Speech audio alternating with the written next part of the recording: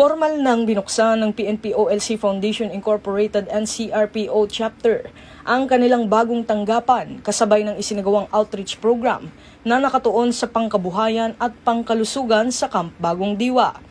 Pinangunahan ng aktibidad ni na Mrs. Mary Rose Nartates, advisor ng PNP-OLC Foundation Incorporated, kasama si Mrs. Melinda Aberin, advisor ng NCRPO-OLC Foundation Incorporated. Dinaluhan din ito ng iba't ibang opisyal ng National Capital Region Police Office, district directors, police officers at kanilang mga pamilya.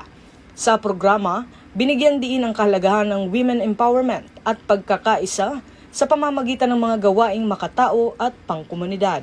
Nakiisa rin ang mga opisyal mula sa iba't ibang unit kabilang ang Quezon City Police District, Manila Police District, Northern Police District, Southern Police District at Eastern Police District.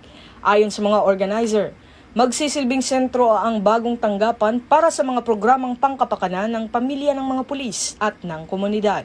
Nagkaroon din ng outreach activities bilang bahagi ng pagsusulong ng malasakit, pagkakaisa at serbisyo publiko. Patuloy namang isinusulong ng PNP ang adhikaing bagong PNP para sa bagong Pilipinas, serbisyong mabilis, tapat at nararamdaman.